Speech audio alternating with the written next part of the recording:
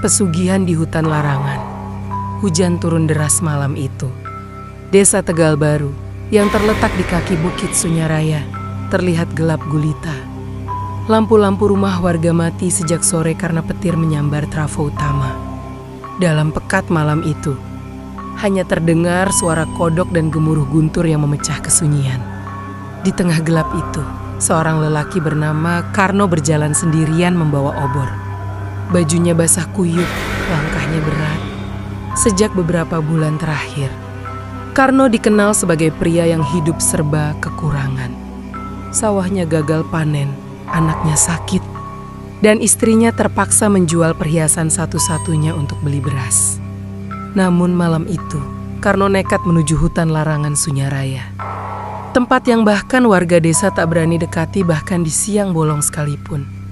Konon, hutan itu jadi tempat makhluk gaib penunggu kekayaan seekor leak tua bernama Kiai Gombro. Banyak yang bilang, siapapun berani bertemu dan melakukan ritual di sana bisa jadi kaya mendadak, tapi nyawanya tak akan pernah tenang. Karno tahu itu, tapi keputusasaannya lebih besar dari ketakutannya. Ia berjalan menembus kabut yang menggulung. Sementara suara-suara aneh mulai terdengar dari balik pepohonan. Seperti langkah kaki, tapi tak terlihat siapapun. Setelah berjalan hampir 1 jam, ia sampai di sebuah pohon besar tinggi menjulang. Kulit batangnya hitam pekat seperti arang. Di bawahnya ada sesajen lama bunga melati kering, kelapa hijau, dan kepala kambing yang sudah membusuk. Karno menelan ludah. Ia berlutut, menaruh dupa, dan membaca mantra yang diberikan oleh dukun tua di desa sebelah. Perlahan, asap dupa menebal. Angin berhenti berembus. Dan dari kegelapan terdengar suara berat yang serak. Apa yang kau cari di wilayahku, manusia? Karno Gemeta. Aku hanya ingin kaya. Kiai, aku ingin anakku hidup layak. Kabut di sekitarnya berputar. Lalu membentuk wujud raksasa tinggi berwajah seperti kera, dengan mata merah membara. Suara tawa bergema dari segala arah, bukan satu, tapi banyak. Seolah seluruh hutan ikut menertawakan Karno. Kau berani meminta, tapi sanggupkah kau menanggung akibatnya? Karno mengangguk tanpa berpikir panjang. Apapun syaratnya, aku sanggupi. Makhluk itu mendekat, mencium kening Karno dengan napas busuk seperti bangkai. Kau akan kuberi kekayaan. Tapi setiap bulan purnama, 1 nyawa dari keluargamu harus jadi persembahan. Dan sebelum Karno sempat menjawab, tubuhnya terlempar ke belakang terbakar oleh api biru yang keluar dari mata makhluk itu. Keesokan harinya, warga desa menemukan Karno pingsan di tepi hutan.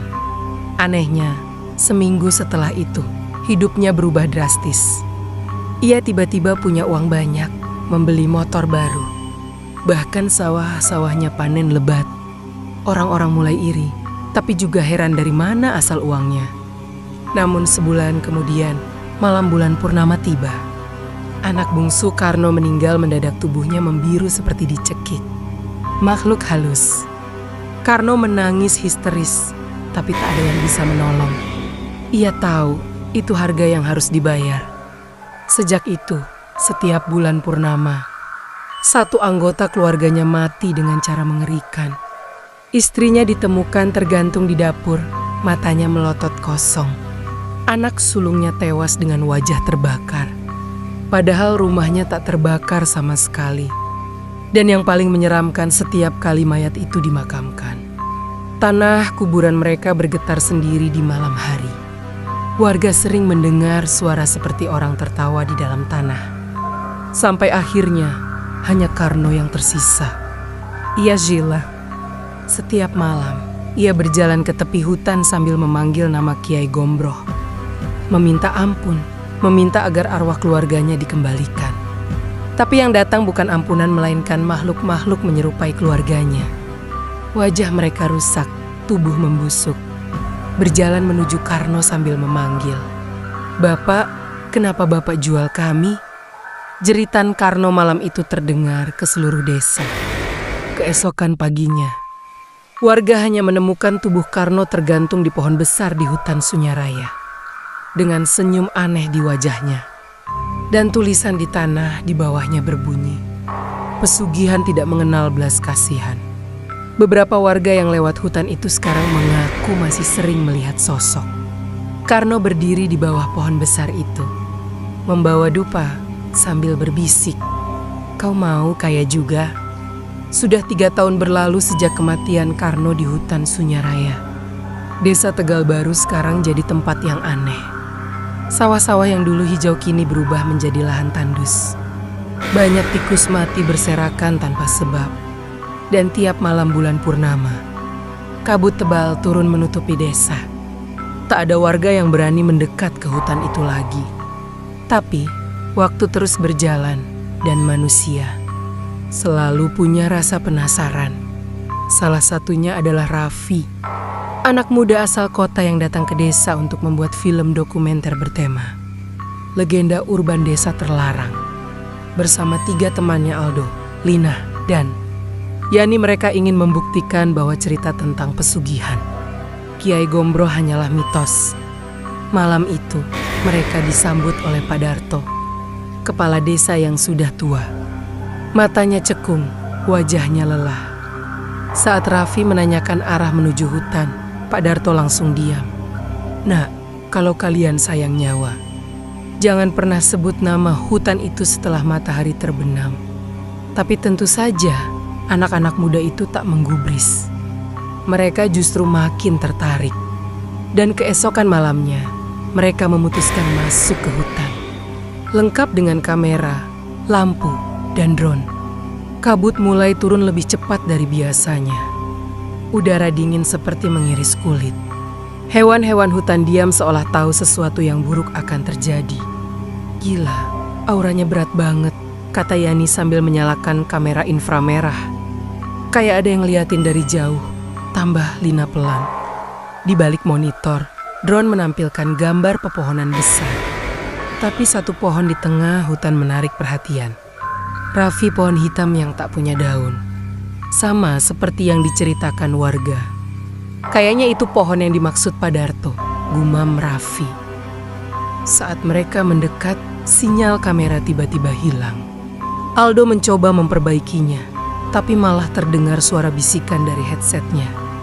"Kau mau kaya juga?" Suara itu membuat Aldo menatap ke sekeliling, tapi tak ada siapapun.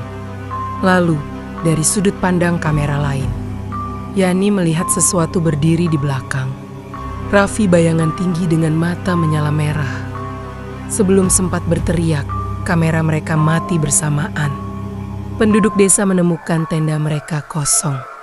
Tapi anehnya, semua kamera masih menyala. Dan di dalam rekaman itu terlihat mereka sempat mendengar suara lonceng kecil dari arah pohon besar, diikuti dengan bayangan Karno berdiri dengan dupa di tangan. Matanya putih polos tanpa bola mata. Pak Darto menonton rekaman itu sambil gemetar. Ia tahu kutukan lama telah bangkit lagi. Desa diguncang oleh kejadian aneh. Warga melihat api biru menari di pinggir hutan setiap tengah malam. Ternak mati satu persatu, dan dari sumur rumah Pak Darto terdengar suara tangisan minta tolong. Malam keempat, Lina muncul kembali di depan rumah warga sendirian. Berjalan pelan dengan wajah pucat dan tubuh berlumuran tanah. Ketika ditanya apa yang terjadi, ia hanya bisa berkata lirih, "Raffi masih di dalam sana. Mereka semua masih di sana, tapi bukan manusia lagi." Setelah itu, Lina menatap ke arah hutan. Matanya berubah putih, lalu ambruk. Tubuhnya dingin, tapi jantungnya masih berdetak pelan. Dokter desa bilang, seolah-olah jiwanya belum sepenuhnya kembali. Pak Darto akhirnya memutuskan memanggil seorang dukun tua bernama Mbah Suto. Satu-satunya orang yang pernah melakukan ritual penutupan portal pesugihan di masa lalu. Mbah Suto membawa keris, kendi, dan segenggam tanah kubur Karno. Ia berjalan menuju hutan ditemani Pak Darto dan 2 warga lainnya. Saat mereka tiba di tengah hutan, kabut semakin tebal. Dari balik pepohonan, Muncul bayangan tubuh-tubuh tanpa wajah yang berjalan lambat mengelilingi mereka. Salah satu dari mereka terdengar memanggil, "Pak Darto, tolong kami." Tapi suara itu bukan manusia. Itu suara Raffi. Mbah Suto menancapkan keris ke tanah, membaca mantra cepat-cepat, dan bumi di bawah mereka bergetar. Tiba-tiba dari dalam tanah, tangan-tangan hitam keluar, menarik kaki mereka satu persatu. Pak Darto menjerit, tapi Mbah Suto tetap fokus. Dari dalam kabut, muncul Karno lagi, wajahnya kini retak seperti tanah kering. Mulutnya sobek hingga ke telinga. Kalian pikir bisa menutup perjanjianku? Pesugihan tak bisa diputus begitu saja. Mbah Suto berteriak, membakar kendi dengan darah ayam hitam. Asapnya naik, membentuk wajah Kiai Gombroh raksasa bermata api yang mengaum, membuat semua pohon bergetar. Aku lapar. Sudah lama tak ada yang datang. Api biru menyambar mereka semua. Lalu semuanya hening. Warga desa meninggalkan Tegal Baru. Tak ada yang berani tinggal lagi di sana.